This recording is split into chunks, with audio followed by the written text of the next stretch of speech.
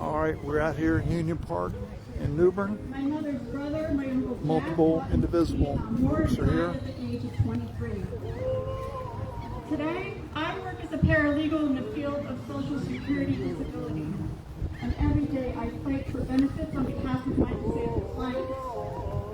And finally, I met my wife. She's out here somewhere. I met my wife 10 years ago. We were legally married in 2019. Thank you.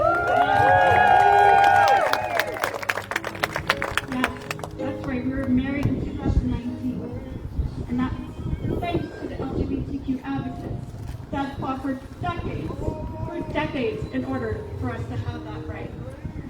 So I'm carrying on the legacy of all those who came before me and fought for the freedoms that I have today. Y'all, I might be crazy, but in my deepest heart of hearts, I still believe in the fundamental goodness of humanity. I still believe that the large majority of Americans believe in free speech, in the rule of law, and in the upholding of our Constitution. Yes, I do. I still believe that. I already see Americans across the country reuniting and standing together to resist fascism. Because at our core, we are one nation and we are indivisible. Yes. So everyone, while we rally today, keep sharing your stories with one another. Our stories are what unite us and help to build our power. Thank you for listening. I'm going to turn the microphone over.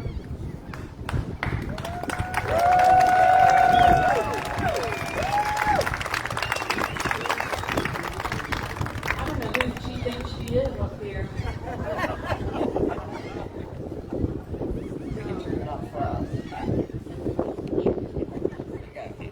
Okay, let's do some chants. The people united will never be divided. The people united will never be divided. The people united will never be divided. The people united will never be divided. The people united Will never be divided. The people united will never be divided. How about this one? Tell me what democracy looks like. This is what democracy looks like. Tell me what democracy looks like. This is what democracy looks like. Tell me what democracy looks like. This is what democracy looks like. Tell me what democracy looks like. This is what democracy looks like. Tell me what democracy looks like. This is what democracy looks like. Tell me what democracy looks like. This is what democracy looks like.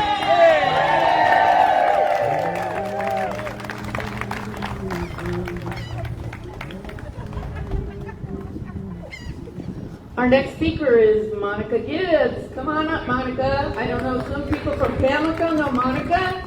She's a pretty amazing woman. She has done a lot of things around our state to help lift us all up. And she continues to do work, good work, excellent work. And she gets into good trouble. Here's Monica.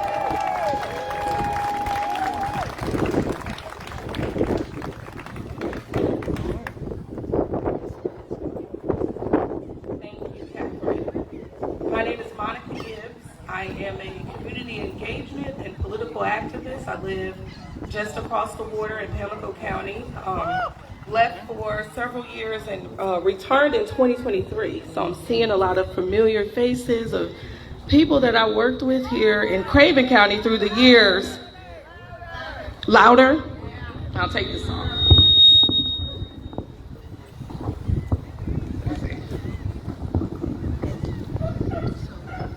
Yeah. Okay, is this better? Okay. So, as Catherine was saying, I travel this state, our great state of North Carolina, representing the rural eastern counties, sometimes advocating for resources, other times just sitting in rooms where the conversations for the last several months has been of conversations of fear, a lot of despair, a lot of struggling to find the answer to the question, what do we do? I'm looking around and I see I'm not the only one here that is tired of the destruction of our democracy. Yes. I see that I'm not the only person who understands that what we are dealing with are systematic attacks on economics, housing, nonprofits, churches, colleges and universities, employment, civil rights, and most importantly, human rights. How many of you believe that workers' rights are human rights? What we are witnessing are systematic attacks on people of color, black, brown, tan, and all in between, women, the elderly, the disabled. What we are witnessing are attacks that are targeting our children, our immigrant families, and it is a move to destroy our foundation on which our democracy was built. I don't know about y'all, but I'm fed up with billionaires making the rules and stripping my rights. I refuse to sit back and let this administration take over our country. And I say our because it does not just belong to the 1%. It belongs to those who built this country for free. It belongs to the working class who has worked for many years, contributing as taxpayers, business owners, educators, public servants, and veterans. We believe that this work that we put into this system was going to pay us back in the form of pensions, 401k, Social Security. And now we are finding out that these benefits may no longer exist. Those that are on fixed incomes, which are already barely enough, are finding out that their income may be cut in half as well. Now, we have seen and heard about this playbook that is setting up a system where billionaires will benefit from the work of everyday, ordinary American working class citizens. A playbook that allows companies to exploit workers for their own gain. This administration is dangerous. Every day there is a new headline about something else. Every time I turn on the TV, I get on social media, I'm looking in the newspapers, there's something new. And none of it is partisan. There's no partisan anything. All I'm seeing is incompetence, disrespect, collusion. I think it was Roland Martin that said, we are now the greatest example of predatory capitalism. So in just 100 days of this administration, what started last year with affirmative action has rolled straight into the undoing of DEI departments and programs, which I believe is a ploy to resegregate America. They want us to believe that DEI made us weak, when that is their whole point, is to resegregate us. Resegregation of the workforce, resegregation of educational institutions. It's taking away access to housing and to capital. 150 years of work to move us forward is being undone right in front of us. DEI was not only about black and brown people. It represented all underrepresented groups. White women have benefited greatly, more than any other group, from DEI. Which I'm thankful for, because it set the standard that us women were capable of doing some of this high level work that we see. People with disabilities benefited from DEI. What I believe happened was there were too many women, too many people of color that were gaining power, and it was making them uncomfortable. Yes. But without it, who do you think will be running our agencies and our departments? I think we know the answer. So in just 100 days of this administration, the SSA has announced plans to cut approximately 7,000 jobs, representing a 12% reduction in the workforce. The SSA is shutting down 6 of its 10 regional offices, which will impact access to benefits for millions of Americans. Trump has restricted overtime pay, opposed wage increases, and gutted health and safety protections. He has changed the rules about who qualifies for overtime pay, making more than 8 million workers ineligible and costing them over $1 billion per year in lost wages. He has reduced the number of OSHA inspectors so that there are now fewer than at any time in history, and weakened penalties for companies that fail to report violations. He has threatened to veto legislation that would raise the minimum wage to $15 per hour. He has eliminated the protections that ensure that health insurers cannot discriminate against people with pre-existing conditions.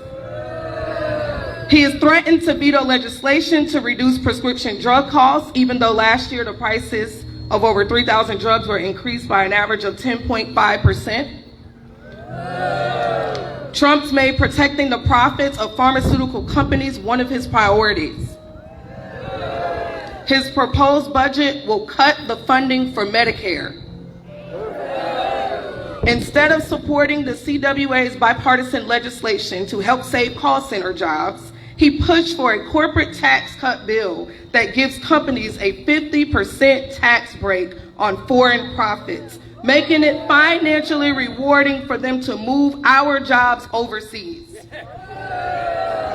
So our senators are pushing back. They're asking for an executive order to prevent federal contracts from going to companies and sending our jobs overseas. They have not gotten a response, but instead, he's given over $115 billion in federal contracts to companies that are offshoring jobs. Nice. And if you think that it will stop with federal government, you have another thing coming. Yes. I am predicting that there will be heavy indirect demands made on state and municipal government next. In just 100 days, we have DOGE. Can somebody tell me what DOGE stands for? Department of Government Efficiency. Ironically, the Department of Government Efficiency, which was created to restore accountability and to empower American families, workers, taxpayers, and our system of government. I think their definition, I know their definition of empowerment may be different from what you and I know, because there is nothing empowering about raising tariffs. There's nothing empowering about firing thousands of people, causing them to not be able to make ends meet, feed their families, and afford everyday necessities. The layoffs nationwide last month were reported at 60%. More than 275,000 jobs have been eliminated. 80% were made as a result of DOGE efforts. Now they asked 24,000 people to come back to work. And I got an email yesterday that talked about a particular person who was laid off and then asked to come back, but has now found another job, which he cannot start because he needs federal government to release him from working from home. Yeah. Okay. He can't be released because the person who needs the process is. May God bless us all. Not in the So you hear Elon Musk say, we're trying to get it right, we've made mistakes. These are more than mistakes. These are people's lives that we are dealing with. And they have put in their hands and have taken control to just destroy families across America. And so federal work study programs have been cut. 2,000 workers laid off of the Department of Education, which was half of the workforce. I don't even know where to begin with immigration. 157 executive orders related to immigration. What did you hear about Aliens Act, birthright citizenship, asylum access, Wednesday night Congress voted that the trust citizens can now be deported. Some of our representatives did not even show up for the vote. And you know what happens when they don't show up? You either don't have a quorum, it blocks the bill, and it passes when they don't have a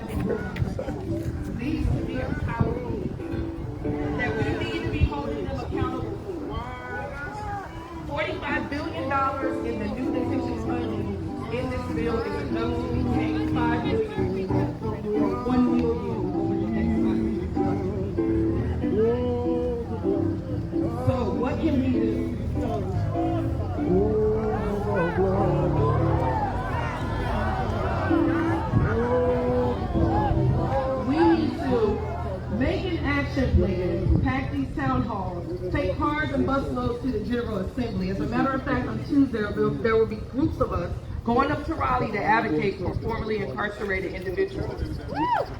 Great.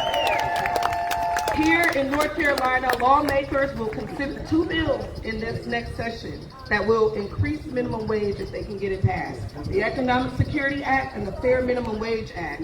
One would increase minimum wage to $22 and the other would raise it to $10 with a $2 increase per hour every year until 2030, leaving it at $18 an hour.